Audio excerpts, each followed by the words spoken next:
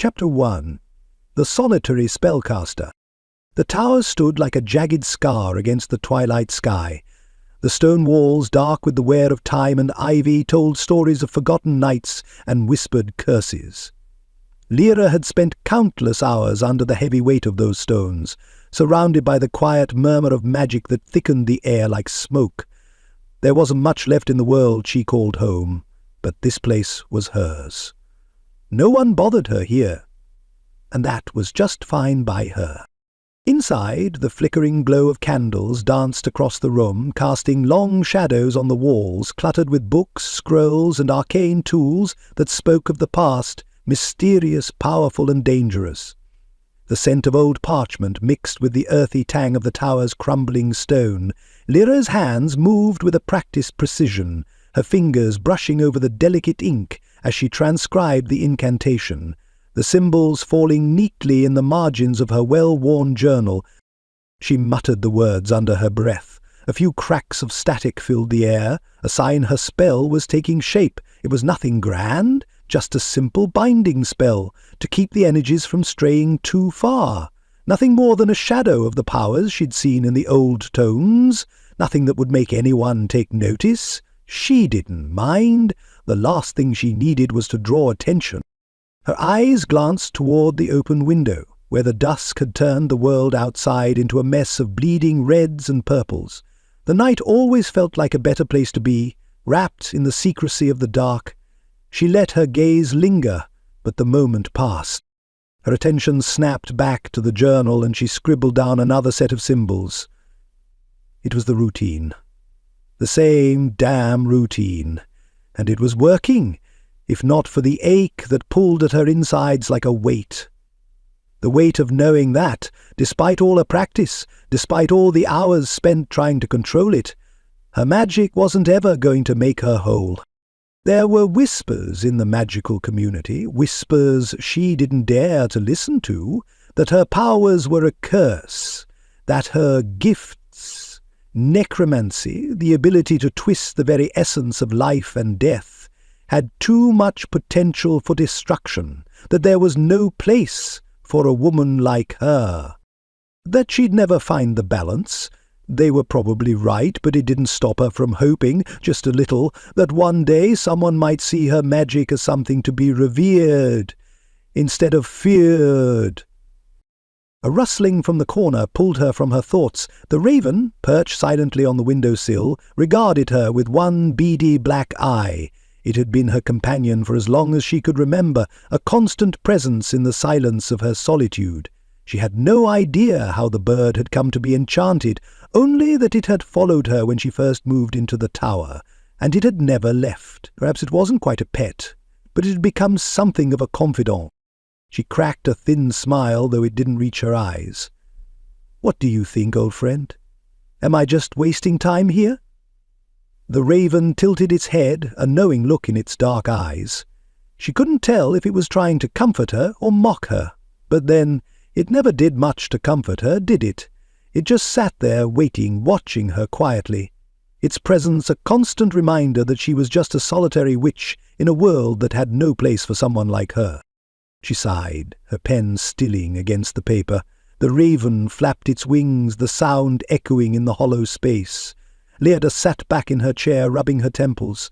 There was no one here to tell her if she was getting any closer to the answers she sought, no one to guide her on the path. She'd just keep doing what she did best, working her magic alone, hoping the answers would eventually find their way to her. But part of her, just a small part, buried deep under layers of doubt, wondered if there was more out there. She let the thought slip from her mind as quickly as it came.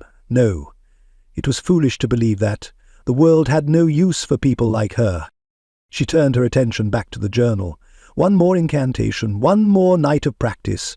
The raven fluttered, its wings brushing the air, but it made no sound. It knew. They both knew. Tomorrow would come, and she would be in the same place, doing the same thing. Alone. Just like always. But tonight, as she traced the final symbols in the journal, there was a strange pull in the air, a slight shift that she couldn't quite place. She frowned. The candlelight flickered one last time, and the room fell into a deep silence that didn't feel natural. The raven ruffled its feathers, its sharp eyes narrowing in her direction, as if it sensed something. Lyra paused, her fingers hovering above the journal. Something wasn't right.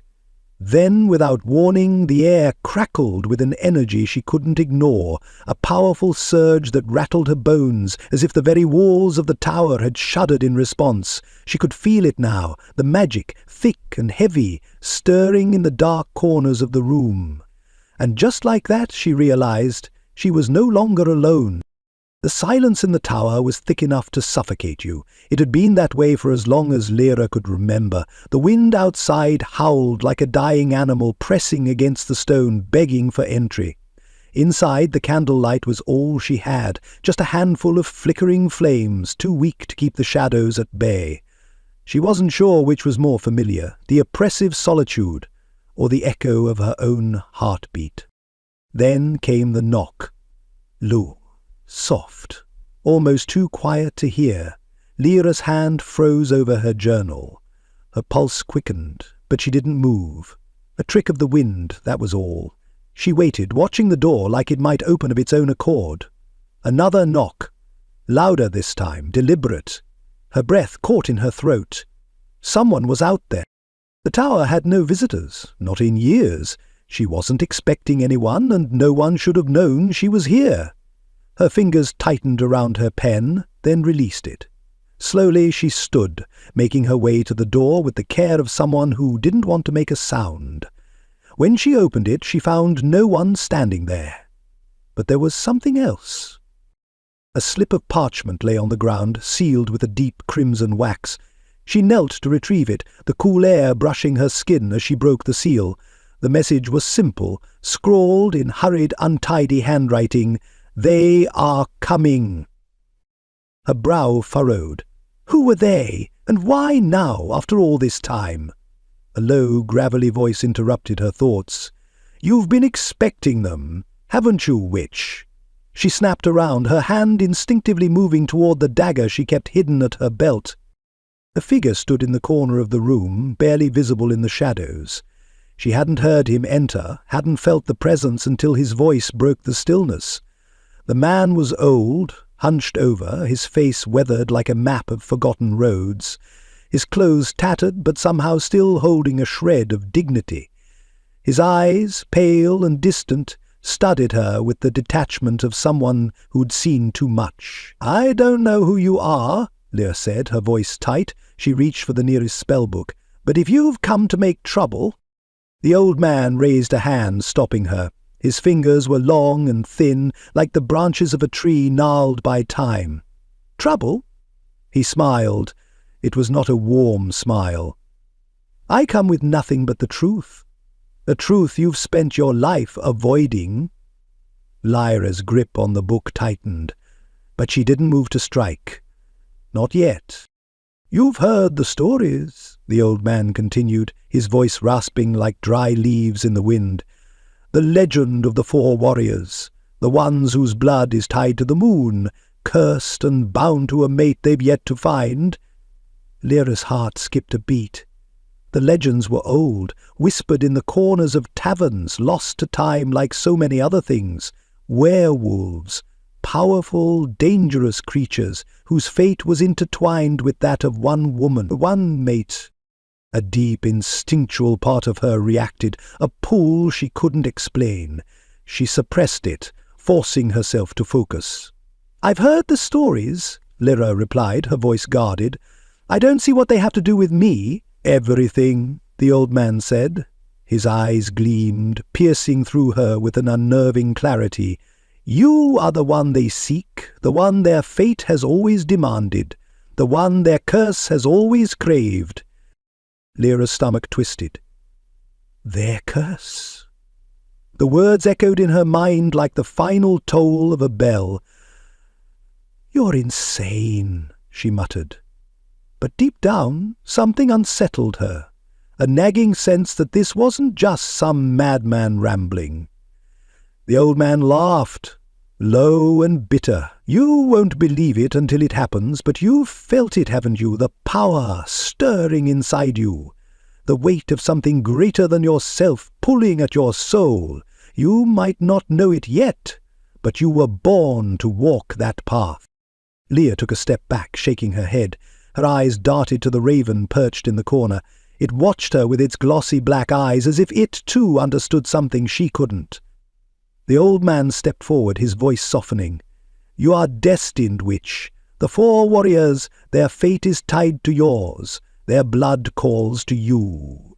Your magic will either break their curse, or it will shackle you all to a fate worse than death.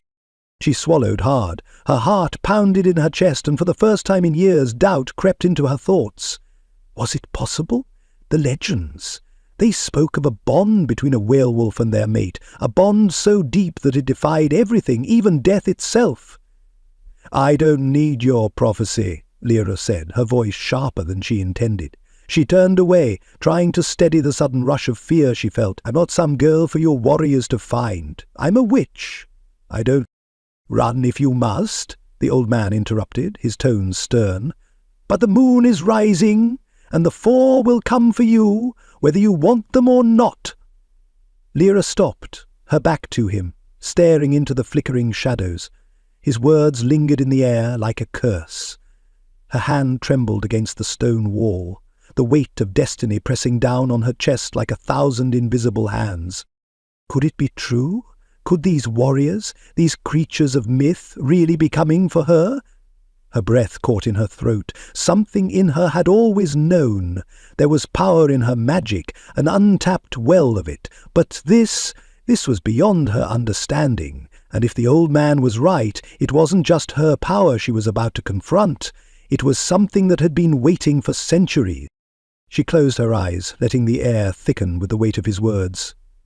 The 4 warriors, and the mate. And then, almost imperceptibly, she felt it. A shift in the air, a cold chill that wasn't just the wind, a whisper deep inside her soul that told her something had changed. Her fate was no longer her own.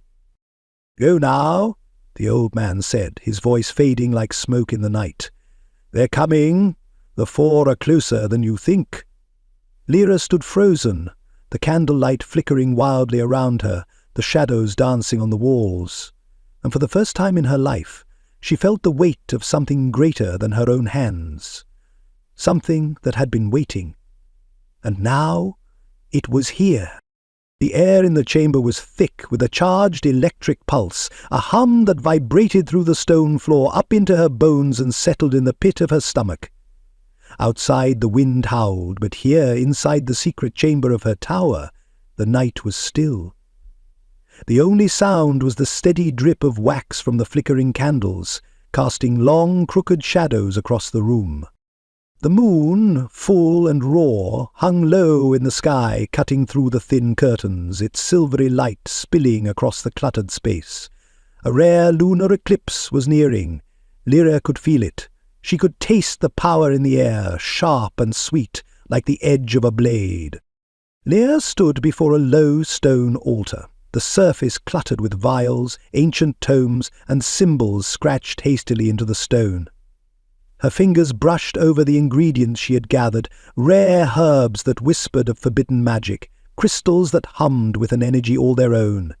A vial of blood-red liquid the colour of sacrifice. She took a breath, steadying herself.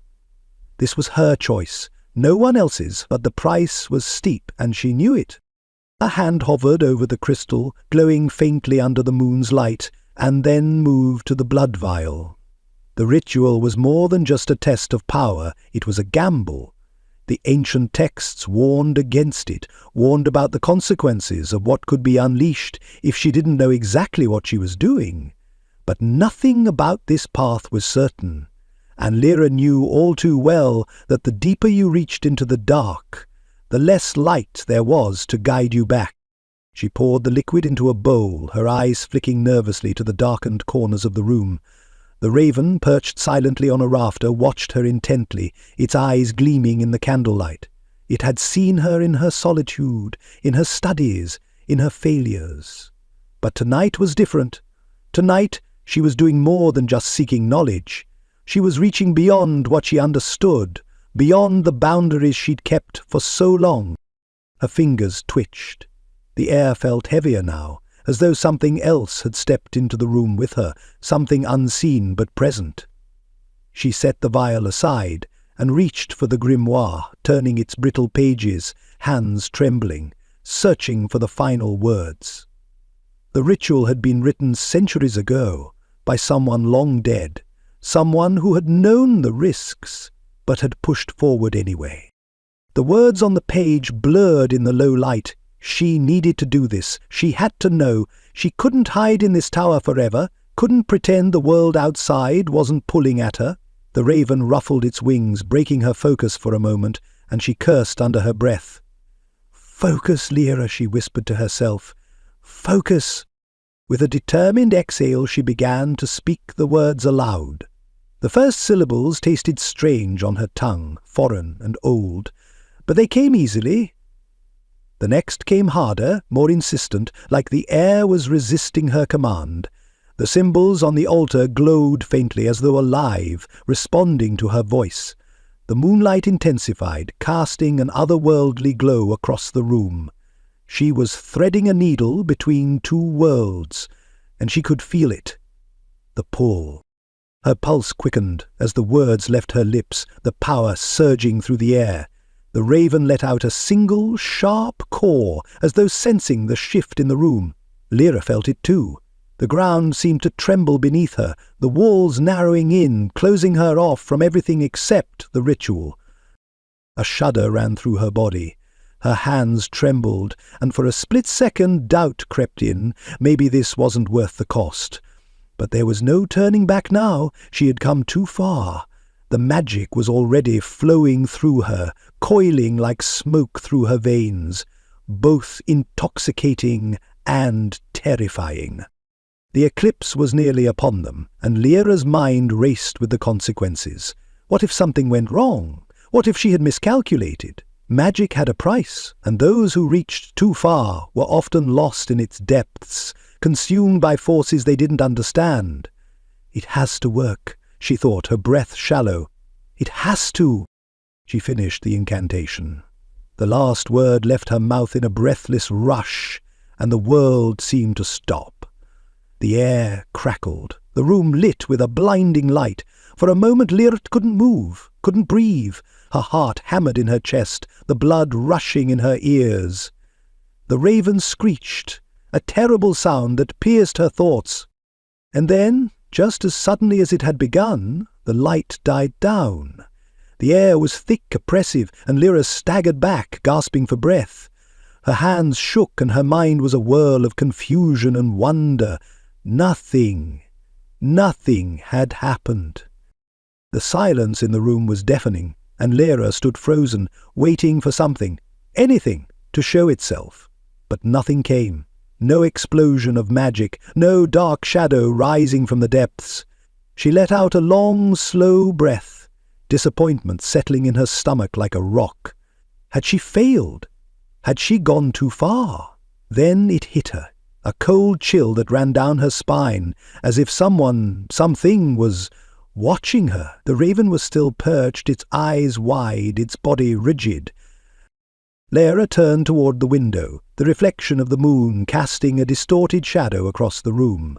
There, standing just beyond the glass, was a figure, a silhouette too tall to be human, its presence too solid to be an illusion. Her heart stopped. Her breath hitched in her throat. The ritual had worked. The forces she'd awakened had already begun to respond, and they were coming. Lyra's breath caught in her throat as the final word of the incantation left her lips. The air around her hummed, thick with tension, and for a moment it seemed as though everything had stopped. The silence was oppressive, like the calm before a storm. But there was something else, something unseen, pushing at the edges of the room, squeezing at the walls. Then it came, a violent surge of energy, sharp and biting, like a fist to the gut. The air crackled as if the very atmosphere had been stretched too thin, ready to snap. The candlelight flickered wildly, casting warped, erratic shadows across the room. The floor beneath her feet shuddered, and Lyra staggered, her knees weak from the sudden, overwhelming force.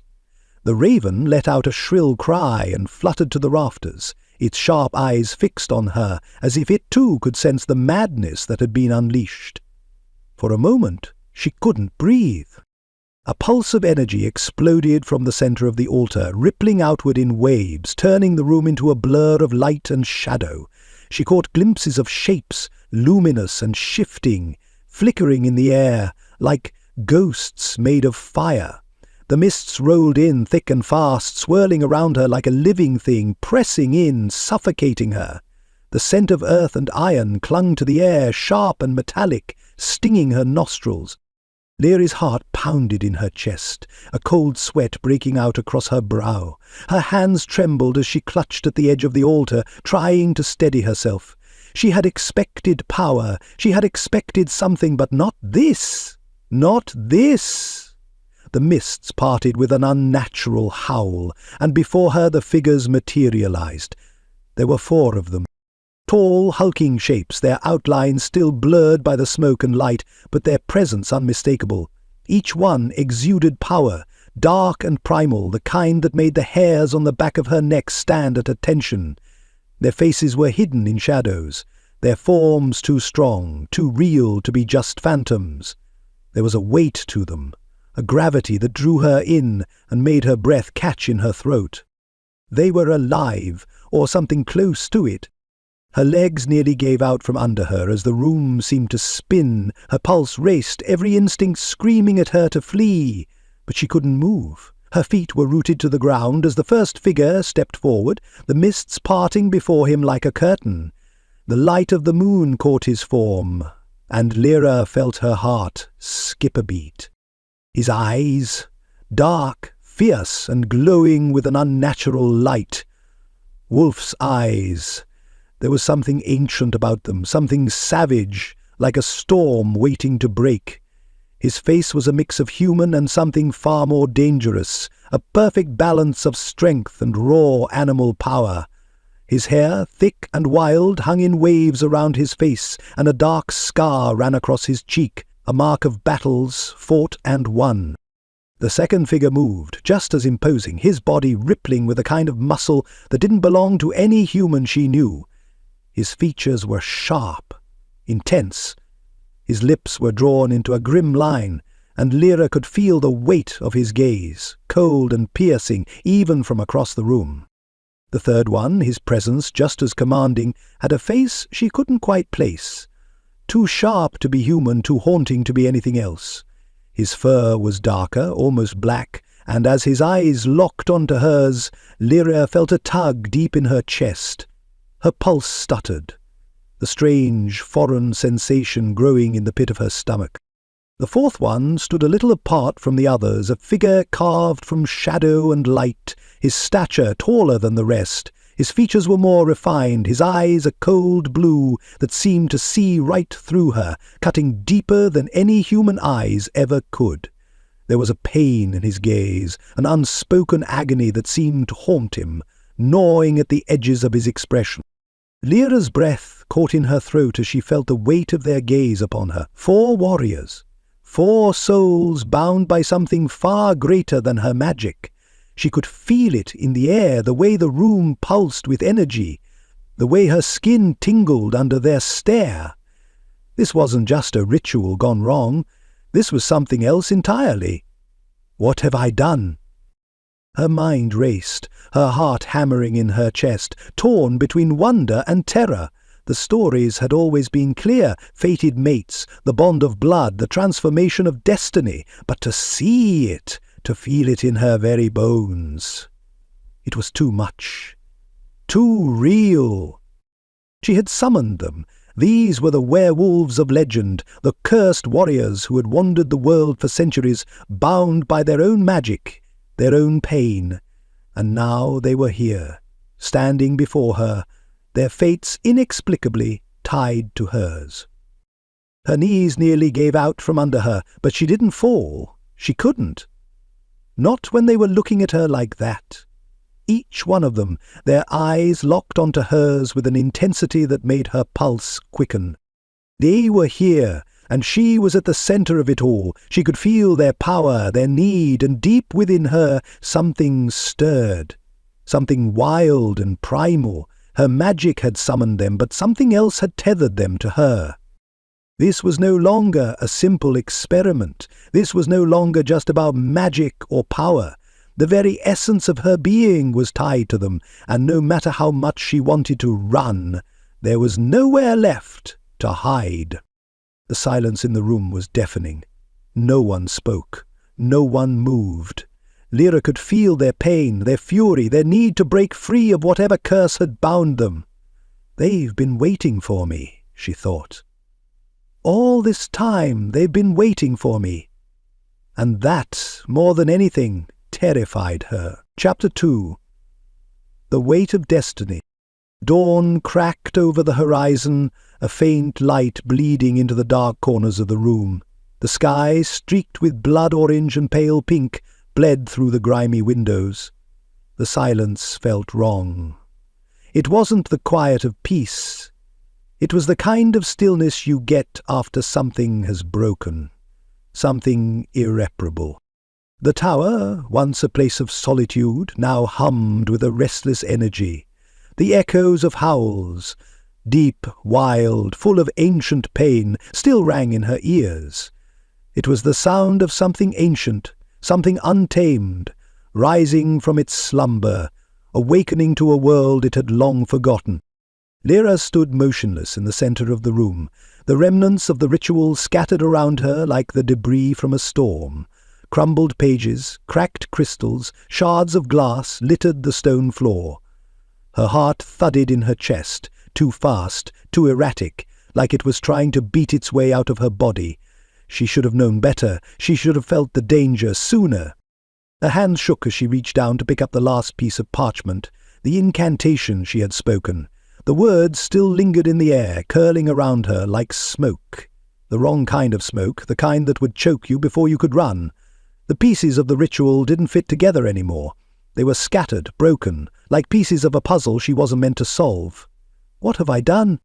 The thought repeated in her head, faster now, gnawing at her insides. She looked around the room, but it felt wrong, too big, too empty.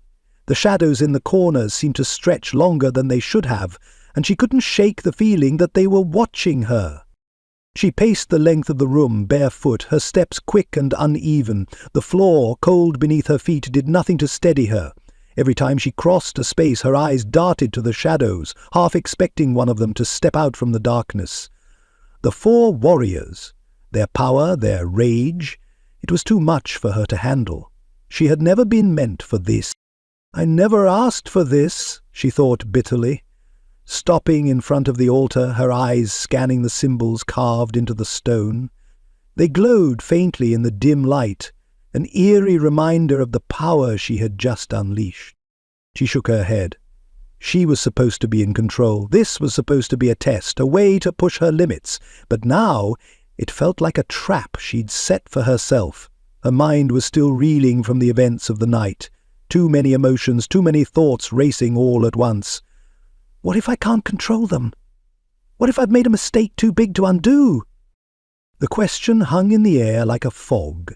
Every time she considered it, she found herself looking for a way out, an escape from the weight of responsibility that pressed down on her chest like a boulder.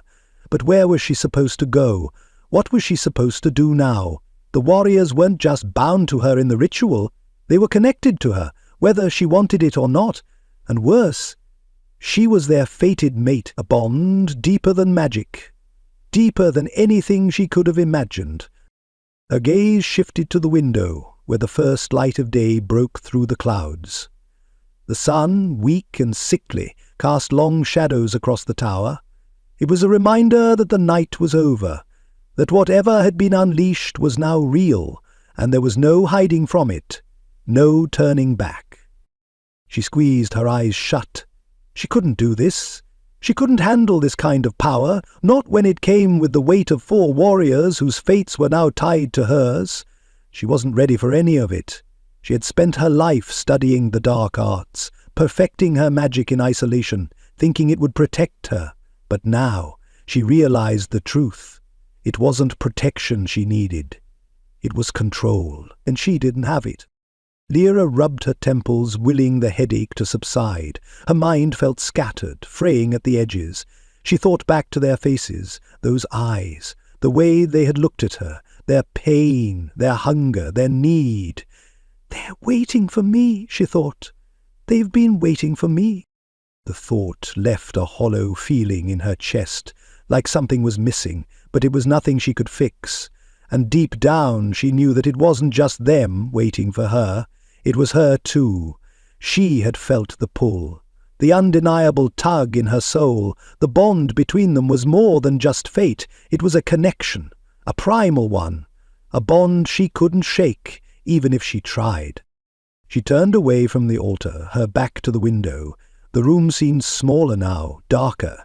The air itself felt thick with tension, as if it had absorbed all of her fear and doubt, and now it was just waiting for her to act. "What if they don't accept me?" she thought. "What if they see me as a weakness?" Her hands clenched into fists at her sides. She couldn't afford to be weak. She couldn't afford to second-guess herself. Not now. Not when the warriors, the 4 who had crossed realms to find her, were counting on her. She had a choice, to take control or to let this fate swallow her whole. The shadows in the corners of the room seemed to press closer, watching her, waiting. Lyra's chest tightened, and she took a slow, steadying breath. She wasn't sure what she was afraid of more, the power she'd summoned, or the power she would have to wield to stop it. Whatever happened next, there was no turning back, not now, not when she could still hear the howls of the warriors echoing in the depths of her mind. Lyra stepped forward, determination starting to seep into her bones. There was no way out, not any more. She would have to face this, no matter how big the consequences. The tower had been her refuge, but now it was just the beginning, and the weight of destiny had already found her. Liara's fingers brushed the edge of the dusty mirror, the glass cold and unnervingly smooth under her touch. It was an antique, old, almost ancient, and framed in dark iron that twisted like a snake. She had used it for years, a silent companion, a way to peer into the deepest parts of herself. Tonight, though, it felt like an intrusion. The reflection staring back at her was not her own, at least not the woman she recognized. Her eyes were wide, haunted, and her breath shallow. The air in the room felt too thick, too heavy, like it was pressing against her chest, suffocating her. She hadn't expected it to be like this. She hadn't expected any of this. The mirror's surface rippled, the glass distorting like water. Lyra's reflection shifted, and for a moment she thought she saw one of the warriors standing behind her, his eyes glowing faintly in the dim light. She spun around quickly. Nothing, just shadows. The raven was perched in the corner, watching her with those unblinking eyes. Its feathers gleamed dark, almost too dark to be natural, and its gaze cut through the silence like a blade. "You think I can handle this?" she whispered under her breath, not sure if the question was for the bird or herself. "You think this is something I can just do?" The raven didn't answer, of course. It never did, but it tilted its head slightly, almost in acknowledgement, as if it knew, somehow, that the weight of destiny was pressing in on her from all sides. Lyra turned back to the mirror. The woman staring back at her was still the same, no different than the one who had stood there the day before that. But something had changed. She could feel it, like the room itself had shifted with the arrival of the warriors. She had called them, after all. She had unleashed them. Her pulse quickened. The room seemed to close in on her, the shadows pressing in tighter, pushing at her skin. She hated it, hated the pull, the way their faces haunted her every waking moment, the way their eyes, those damn eyes, followed her everywhere. She could feel their need, their silent plea, the bond between them that was now unmistakable, unbreakable. But she didn't want it. She didn't want them. The words hit her like a blow to the gut. "I don't want this." The raven flapped its wings, the sound sharp and discordant in the stillness. It was as if it could sense her hesitation, as if it could hear the part of her soul screaming to shut down, to lock the door and hide, to never face the warriors again. She wanted to be alone again, back in the tower, safe in her isolation, where the world could be kept at arm's length. The mirror rippled again, the surface distorting like smoke curling through water. Her reflection blurred, and she saw their faces, each one fierce and yearning. The warrior with the scar over his eye, the one with the tortured gaze, the silent, cold one, the one who stood apart from the rest. Each face was a silent plea for something she wasn't sure she could give. She gripped the edge of the mirror, her knuckles white, her breath coming faster now. The pull between them, between her and them, was so strong. The bond, the curse, whatever it was too much.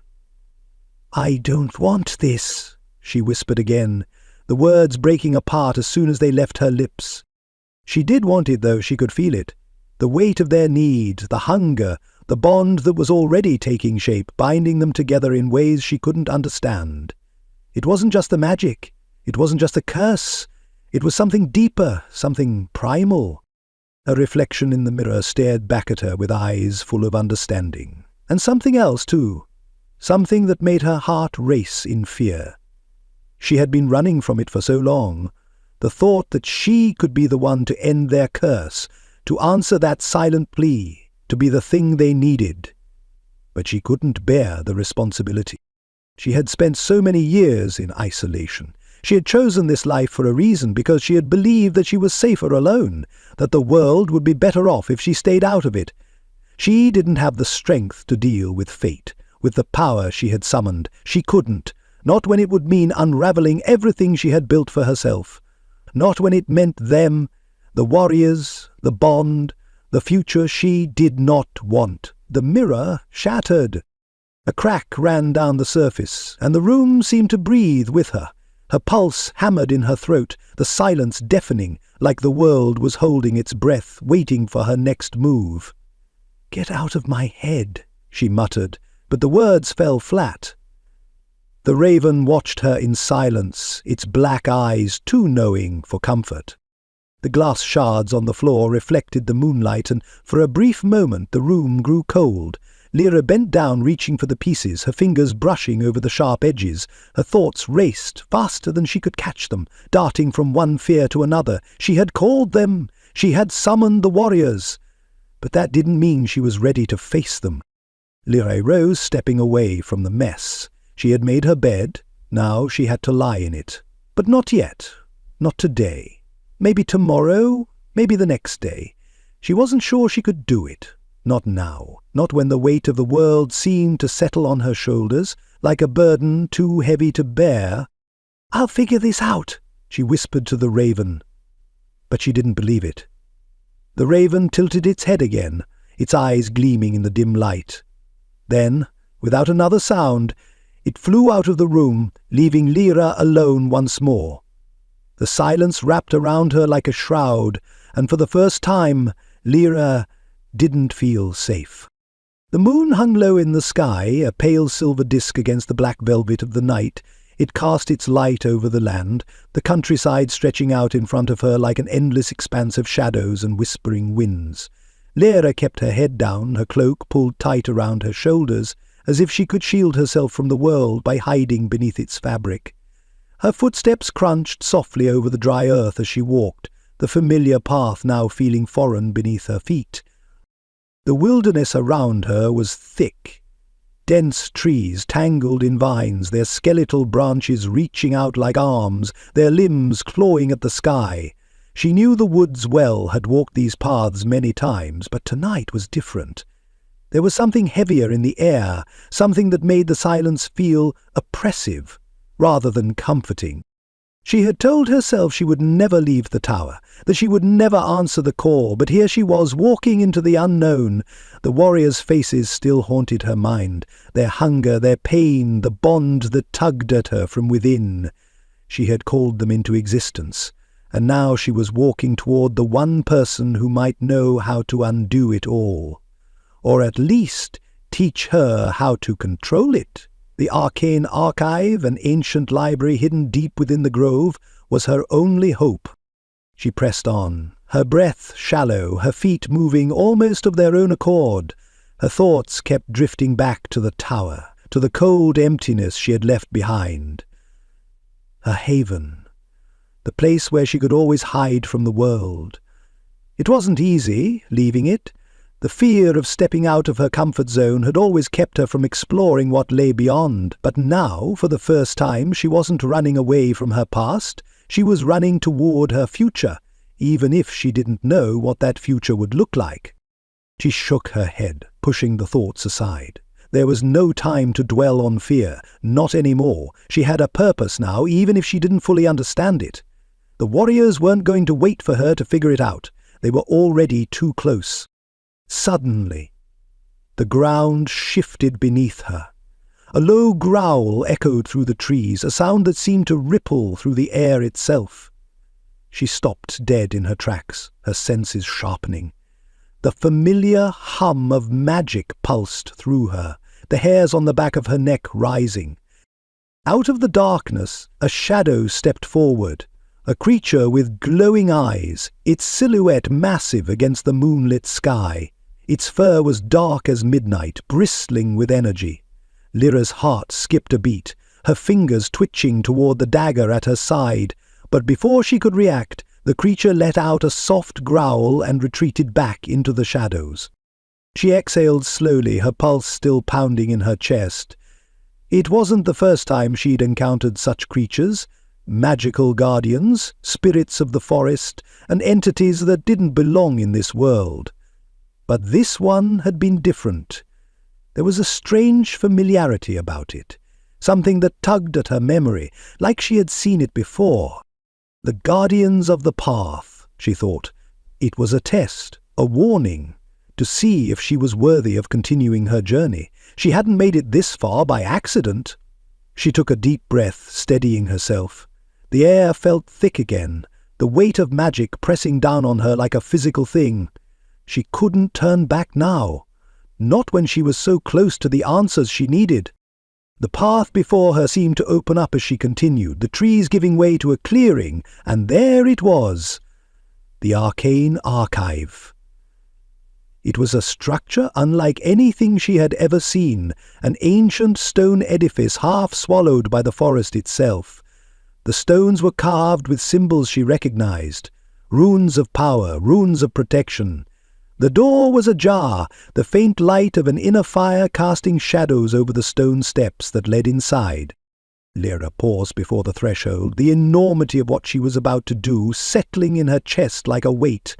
She had spent her life hiding from the world, burying herself in the pursuit of knowledge, keeping everyone at arm's length. But the life she had built was no longer enough. She had a greater purpose now, and if she was ever going to master the power she had unleashed, she needed to learn the truth, and that truth was locked inside this ancient place. Taking a steadying breath, Lyra stepped inside. The moment she crossed the threshold, the air shifted, the light grew dimmer, the shadows deeper, but there was something about it that felt familiar, like it had always been waiting for her. The silence inside was thick, the only sound the faint crackle of the fire in the hearth, the soft rustling of pages, and the ever-present hum of magic. As her eyes adjusted to the low light, she saw him. The mentor, Arion. He sat at a wooden desk, his hands folded before him, his gaze fixed on her with an intensity that made her feel as though he could see straight through to her soul. His robes were worn, but there was an undeniable strength to him, an ancient power that made him both reassuring and unsettling at the same time. "You've come," he said, his voice soft but carrying an unmistakable authority. "I wondered how long it would take." Lyra nodded, though the words she wanted to speak caught in her throat. She felt small here, as though the weight of centuries bore down on her shoulders, but she steeled herself. She was here for answers. She wasn't going to back down now. "I need your help," she said, her voice steady despite the storm brewing inside her. "I've made a terrible mistake. I've unleashed something that might destroy everything." Arion didn't move. didn't even blink. His eyes remained fixed on hers, unwavering. "You've done more than unleash something. You've awakened a destiny that was always meant to be.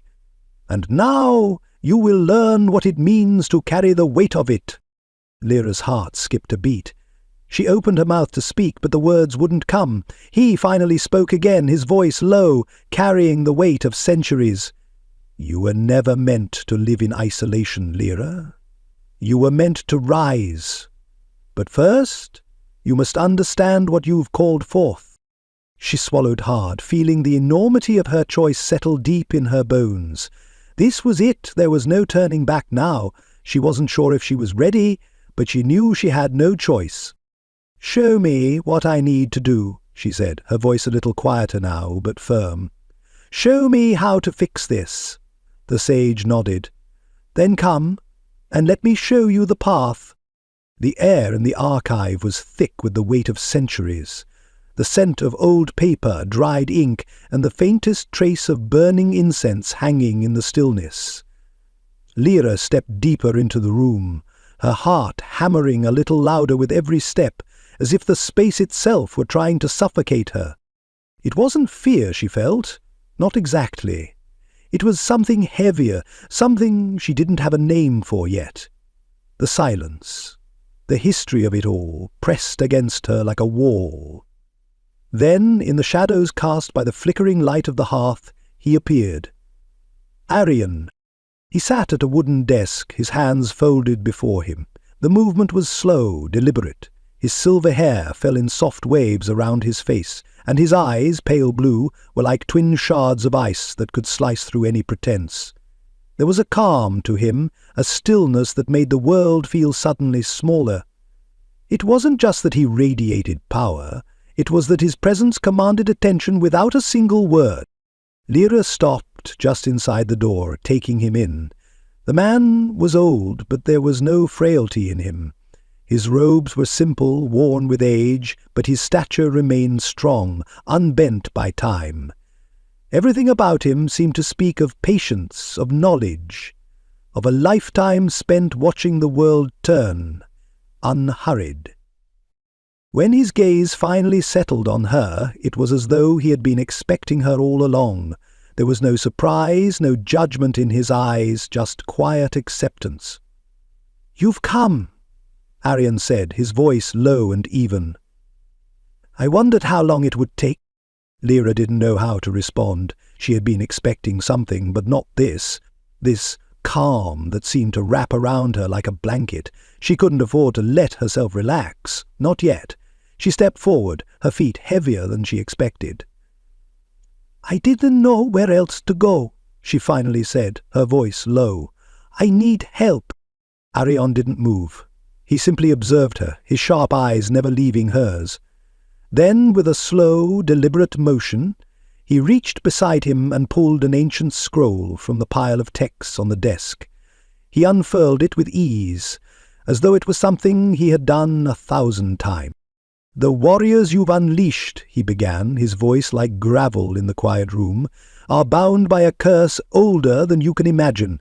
These are no mere legends. They are the remnants of a forgotten time, creatures who were once rulers, warriors, kings of the old world. They are trapped by a magic they cannot escape, unless they find their mate, a mate destined to break the chains that bind them." Lyra's breath caught. The words hit her harder than she expected. She had felt the weight of their need, their hunger. The bond had already started pulling at her, testing her resolve. "Mate?" Lyra asked, her voice betraying the doubt swirling in her stomach. "You mean me?" Arian's gaze softened just slightly. There was something knowing in his eyes, something that made Lyra uncomfortable but also compelled her to listen. "Yes, you are the key, Lyra, the mate, the one who can release them from their curse, and in doing so, release yourself from the prison of your own making." Lyra stepped back, her pulse quickening, her chest tightened. Release herself? She had spent her life hiding from the world, isolating herself from everything she couldn't control. This was too much. You don't understand, she muttered, shaking her head. I didn't ask for this. I never wanted it. I just wanted to be left alone. Arion didn't flinch. He remained still, calm, waiting. His eyes never left her, the depth of his gaze cutting through her like a blade. The world doesn't ask for what it is given, Lyra, he said. Neither do you. But your power, the gift you have, has already chosen its path, and so have you. Lyra clenched her fists at her sides, trying to push the surge of anger down. This wasn't what she wanted to hear. Destiny? It felt too much like a trap, a force too big to fight. She had always kept control, her magic, her life, by keeping others away. Now, it felt like everything she had known was slipping through her fingers. Arion stood then, the motion slow, deliberate. His presence filled the room as he moved toward her, closing the distance between them. You have always hidden yourself, Lyra, he continued, his voice softer now, like an old friend giving advice. Your magic, your power, your heart. You have kept it all locked away, hoping no one would notice. But you are not meant to hide any longer. The warriors you've called are a part of you now, and you of them. You must learn to harness your power, to accept it, or you will lose everything. Lyra swallowed hard. His words dug into her like sharp stones, turning over every fear, every doubt she had buried deep within herself. She had always been afraid of being too much, too powerful, too vulnerable, too seen. But now she had to face the truth. Arion reached out, his hand gently pulling a scroll from the table and passing it to her. It was heavy, worn, the ink faded in places. She took it reluctantly, her fingers brushing against the ancient parchment. Here, he said, the knowledge you need, the keys to understanding the curse and the steps to breaking it. But be warned, the road ahead will not be easy. The warriors are bound to you, but so is the pain of their past. You will need more than magic to navigate it. Lyra stared at the scroll in her hands, the weight of it like a stone in her chest. The knowledge was there, the answer was in front of her, and yet she still couldn't shake the feeling that she wasn't ready, that she would fail. But what choice did she have? Her gaze shifted back to Arion. And if I can't do it, what happens then? Arion's smile was small, but it carried with it the weight of everything he had seen in his long life. Then you will learn what happens when you don't face what you are meant to, and the world will move on without you. Lyra felt a shiver run down her spine. There was no running from this, not any more. She wasn't sure she was ready, but for the first time she wasn't running from herself. With a final glance at Arion, Lyra set her jaw. She could either face this or let it consume her. There was no other choice. Chapter 3. Crossing the Threshold. The dawn broke like a bruise, the first light creeping through the narrow slits of the tower's windows, casting long, jagged shadows across the floor. Lyra stood at the wooden table, her fingers brushing over the few belongings she had collected over the years. Trinkets and talismans, books full of half-finished spells, the remnants of a life spent in solitude. It wasn't much, and it wasn't enough, but it was all she had. She packed quickly, the weight of the decision heavy on her chest. Every movement felt deliberate, like it was her last act of control. The tower had been her prison, her safe place, and now she was abandoning it, walking away from the only world she had ever known. Her hand lingered over the single candle on the windowsill, the last one she had lit before stepping out. It had been her companion during long nights of study, her solitary light in a world that refused to see her. Now it seemed almost too small in the growing light of day, too fragile to offer the comfort it once did. Without thinking, she reached out, her fingers trembling as they brushed against the candle's wick. The flame flickered for a moment, its weak light struggling against the weight of the morning sun. Then, with a sharp breath, she extinguished it. The silence that followed was deafening. For a moment Lyra stood there, looking at the darkened candle, the room now bathed in the harsh, unforgiving light of day. She felt the weight of it, the finality. This was it. She wasn't coming back, not to this place, not to this life. With a final glance around the room, she turned and walked toward the door. Her feet felt heavy with the burden of the unknown, but there was no other way. She couldn't stay here forever. The warriors were waiting. The world was waiting. Her future was waiting. If I stay, I'll drown in it. I'll suffocate. The thought pushed her forward, out into the cold morning air. The landscape stretched before her, wild and untamed, like the world had been waiting for someone to wake it. The road ahead wasn't easy, but it was the only road she could take. As she stepped into the world beyond the tower, she felt a deep pull inside her chest, an ache that was more than just physical. She was leaving behind the only life she had ever known, the only protection she had ever felt. But she wasn't just walking away from the tower, she was walking toward something. Toward them. And that, more than anything, made her heart race with a mixture of fear and determination. This is it! There's no turning back now! The journey was silent at first, the world around her filled only with the sounds of the wind and the soft crunch of her boots on the earth.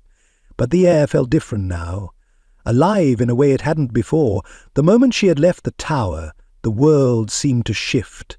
The sky was wider, the earth deeper. Her senses were heightened, the hum of magic in the air almost palpable, like a presence just beyond her reach. As Lyra continued down the winding path, her thoughts were interrupted by a low, primal sound in the distance, a howl, distant but clear. It was followed by another, and then another. They weren't the howls of animals, but of something far more powerful, far more dangerous. The warriors. She could feel them, their presence stirring like a storm just beneath the surface. The ground beneath her feet seemed to shift, a subtle trembling of the earth, as if the world itself had recognized her. She glanced behind her, the familiar forest stretching out in every direction. And then she saw it. Movement in the trees. At first it was a blur, shapes darting in and out of the shadows, but then, one by one, they began to emerge. The werewolves. The first one stepped out from the trees, his massive form half hidden in the shadows. His eyes glowed faintly, a deep amber that flickered with an intensity that almost stopped Lyra's heart. He didn't approach her, but the air around him hummed with energy, raw, untamed power that seemed to vibrate through the earth itself. Lyra froze, her heart pounding in her chest. The connection was immediate, undeniable. She felt the weight of it deep in her bones. The bond between them had already begun to form, even though she hadn't fully understood it yet. She could feel his presence in every breath, in every step she took. One by one the others emerged, their movements fluid and predatory. They were silent at first, watching her, studying her, and then, slowly, they began to circle, each of them displaying subtle signs of awareness, gestures of respect, territorial markers, the faintest signs of a pack's unspoken communication. Lyra's gaze flickered to one of the warriors, his eyes locked onto hers with an intensity that nearly made her stumble. There was pain in those eyes, an old sorrow that seemed to have settled deep within him. But there was something else, too, something more hopeful, a quiet, pleading look that sent a shiver down her spine. "He's waiting for me," she thought. "They all are." The bond between them, fragile and tenuous, was becoming stronger with each passing second. They didn't need words. She could feel it in the air, in the way their eyes held hers, in the way they moved, together, even in silence. And as she stood there, in the heart of the wild, surrounded by these warriors who had been waiting for her, Lyra realized something. The world had never been waiting for her to hide. It had been waiting for her to step out, to accept what had always been meant for her. There was no going back now. The warriors turned as one and began to move, their silent steps in unison, a pack bound together by more than just blood. Lyra followed, her heart steadying with each step she took into the unknown. The journey had begun, and there was no turning back now. The forest loomed ahead, its dense canopy swallowing the light of the morning sun. The trees were ancient, their twisted trunks reaching up into the sky like the gnarled fingers of forgotten gods. Moss hung thick in the air, and strange, luminous flowers bloomed at the base of the trunks, casting a soft, eerie glow that painted the forest floor with shifting, ghostly colours. It felt like a dream, but it was too real, too alive to be anything but a place out of time. The air was thick with the scent of damp earth and something sweeter, something almost intoxicating, that clung to her skin as they walked deeper into the heart of the enchanted forest. The warriors moved ahead, their bodies fluid, their eyes alert. They were at ease in this strange place, their steps silent on the moss-covered ground. It was a world they seemed to know instinctively, their connection to the forest as natural as their connection to each other. Lyra, on the other hand, felt like a trespasser. Every movement felt awkward, like the trees themselves were watching her, waiting to see if she belonged. The silence among them was broken only by the occasional rustling of leaves, the distant cry of some unseen creature, and the occasional grunt from one of the warriors as they navigated the underbrush. There was no need for words. Their communication was silent, instinctual. Subtle glances, slight gestures, and even the way they moved together spoke volumes. It was as if they were speaking an ancient language Lyra was only beginning to understand. They had only gone a few paces into the heart of the forest when the first sign of magic made itself known. A low hum vibrated through the air, and Lyra felt a shiver run down her spine. The ground beneath her feet seemed to shift, the earth itself twisting in subtle patterns. The trees around them creaked as if waking from a long slumber. One of the warriors, Roland, the one with the jagged scar running down his cheek, raised his hand, and the others stopped in their tracks. Lyra felt a strange tension in the air, something charged, like a storm was gathering just out of sight. Roland's eyes flickered toward the trees, and then to the ground. The warriors moved in unison, their movements calculated and graceful as they fanned out. Lyra was too slow to react. She barely saw it before it happened. A vine shot up from the ground, thick and fast, wrapping itself around her ankle. Before she could react, another vine snapped out from the shadows, coiling around her wrist. She gasped, struggling against the force that held her fast. The warriors were already on her, their movements swift and efficient. Roland's hand was at her shoulder in an instant, his touch surprisingly gentle despite the urgency of the situation. "Hold still," he commanded, his voice low but firm. Lyra froze. The world felt like it was holding its breath. Roland's eyes met hers for just a moment, and for the first time since they had met there was something in his gaze that wasn't just the usual intensity. It was understanding. And something else. Something that felt like reassurance. The vine that held her wrist unravelled with a sharp snap, and Roland stepped back, his focus still on the movement of the forest around them. "That's nature's trap," he said quietly, as if explaining something simple. "Ancient magic. The forest doesn't like strangers. It tests those who pass through it." Lyra looked at him, her breath still coming in sharp gasps. "Tests?" He nodded, his eyes scanning the shadows. "It's a warning. There will be more. Stay close. And don't break the bond." Lyra didn't fully understand, but she felt the weight of his words. She could feel the presence of something unseen around them. The forest was watching, and it was waiting. As they moved deeper, Lyra began to notice how the warriors interacted with the land around them. Roland made a small gesture to one of the others, and immediately another warrior, this one tall with dark eyes that always seemed to be watching, stepped forward. His hand brushed against a tree, leaving a faint mark carved into the bark.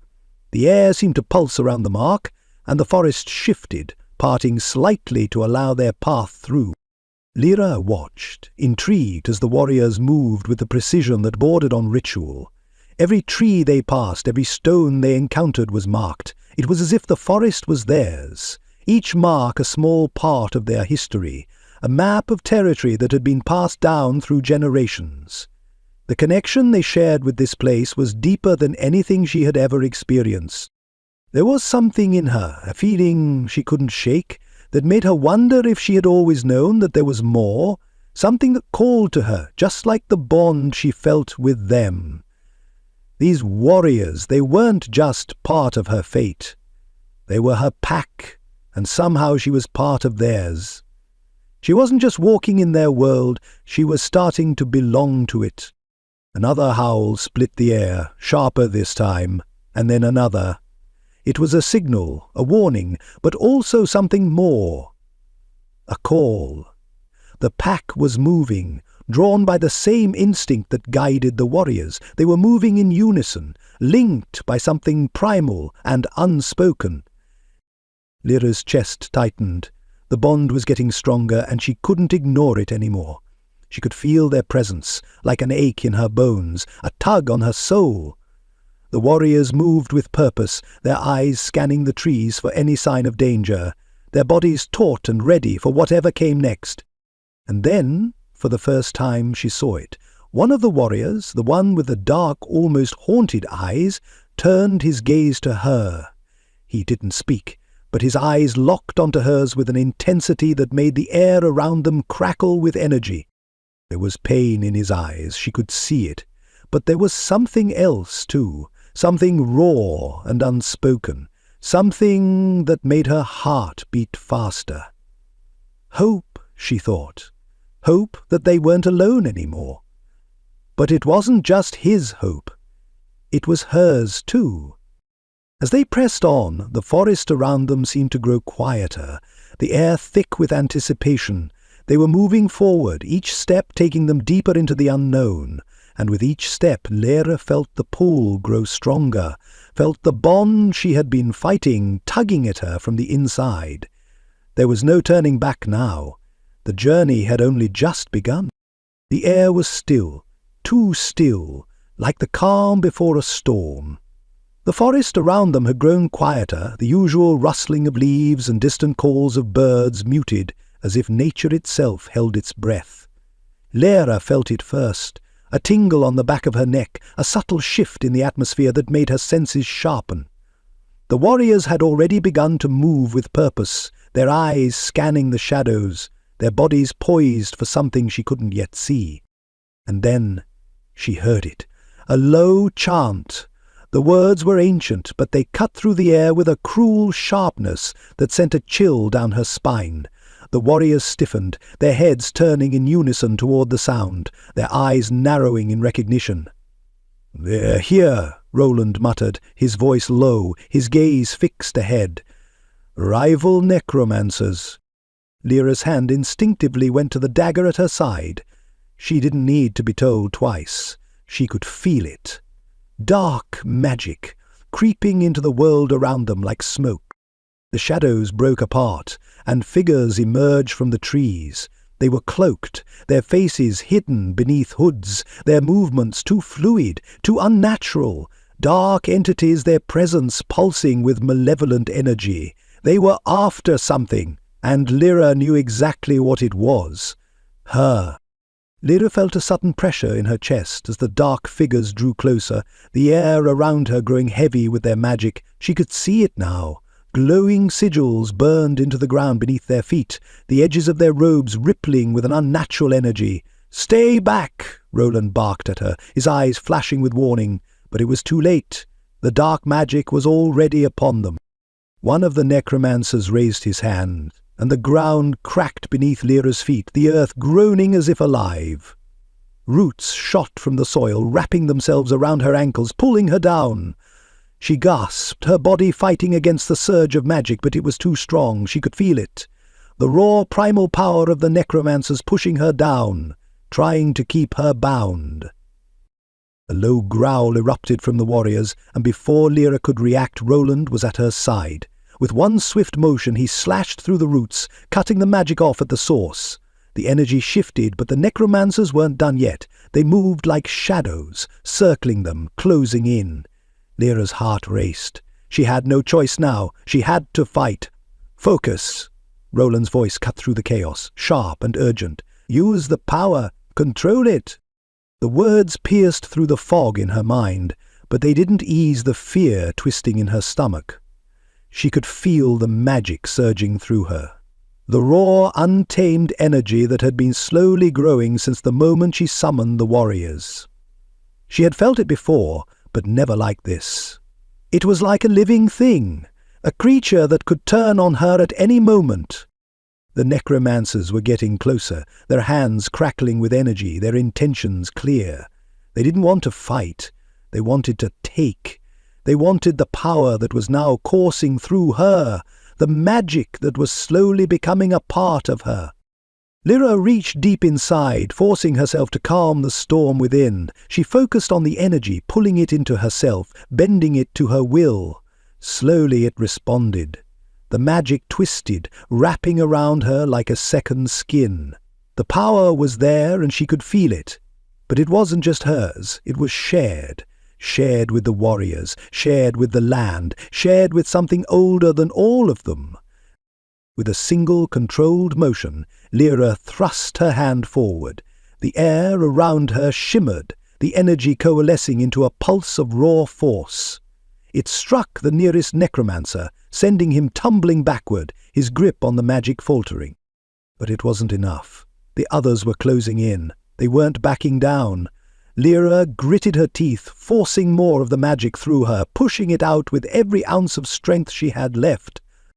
The ground beneath them seemed to grow restless, the trees creaking as the magic swirled, fighting against the necromancer's hold. And then a low rumble echoed through the forest, a deep, resonating growl that came from the very heart of the land. A flash of fur shot past Lyra. The warriors were no longer standing still, they were moving in unison, a blur of movement, a pack hunting together. They fought with primal intensity, their bodies moving fluidly, instinctually, as though their very souls were tied to the land. Lyra watched, awe mixing with fear, as they took on the necromancers. Their strength was overwhelming. Roland, with his fierce focus, dispatched another necromancer with a single strike. The others fought with equal ferocity, their movements in perfect sync. Lyra wasn't left out. She fought beside them, her magic now responding to her commands, flowing with more control than she ever thought possible. But as the battle raged on, something unsettled her. She could feel the power, yes, but it was starting to feel like it was slipping through her fingers, like it might turn on her. She had always been a student of magic, always careful, always in control, but now the power was something wild, something untamed. And there was a part of her, buried deep down, that wondered if it would one day consume her. The last necromancer fell with a sharp cry, his body crumpling to the ground. The forest was silent once again, save for the soft rustling of the wind and the warrior's heavy breathing. Lyra stood there, her chest heaving, her hands still crackling with residual magic. She was shaking, not from fear, but from the sheer intensity of what had just happened. She had held her own, she had fought, and yet the feeling lingered. The fear of the power inside her, the fear that it would one day turn on her, just like it had tonight. Before she could process it, a movement caught her eye. The warrior with the dark eyes, the one who had watched her since they first met, was looking at her. Their gazes locked, and for a moment time seemed to stretch. There was no need for words. She saw it in his eyes. Something raw, something hungry. The bond between them was undeniable, and it tugged at her heart like a tether, pulling her closer to him. But just as quickly, the moment passed. He turned away, his focus returning to the group, his body already moving toward the next task. But Lyra's heart was still racing, her mind swirling with the weight of what had just happened. and what might come next. The battle was over, for now, but the war, both with the necromancers and with herself, was just beginning. Chapter 4. Into the Heart of Darkness. The Blackwood Forest lived up to its name. A dense, oppressive canopy of ancient trees hung low, their twisted branches like fingers scratching at the sky. The very air was thick, heavy with a dampness that clung to Lyra's skin, as if the forest itself was trying to suffocate her. No sunlight pierced the canopy, leaving the forest floor in near-constant twilight, the world muted in shades of grey and black. It was a place of silence, but not a comforting silence, the kind that felt like it had been there for centuries, pressing in on you from all sides. The trees loomed like sentinels, watching, waiting, their trunks gnarled and covered in moss, their roots twisting up from the ground like the veins of something ancient and alive. Lyra's breath came shallow, her pulse quickening as the weight of the place pressed in on her. Every step she took felt like it might be her last, the underbrush thick and uneven, twisting in unnatural patterns. Each sound, the rustling of leaves, the snap of a twig, echoed unnervingly loud in the oppressive stillness. And somewhere, deep in the shadows, there were whispers. Low, haunting whispers that seemed to carry on the wind, speaking in a language she couldn't understand. She wasn't sure if they were real or if they were just the products of her imagination, but the effect was the same. The forest was alive, watching, and it didn't like her being here. The pack moved ahead, their bodies sleek and poised, moving with a grace that Lyra couldn't match. They knew this place, the forest, was theirs in a way that Lyra could never claim. Their movements were fluid, instinctual, each warrior taking up his position, each step calculated, each eye watching the shadows. The air around them seemed to shift with a quiet hum, as though the trees were reacting to their presence.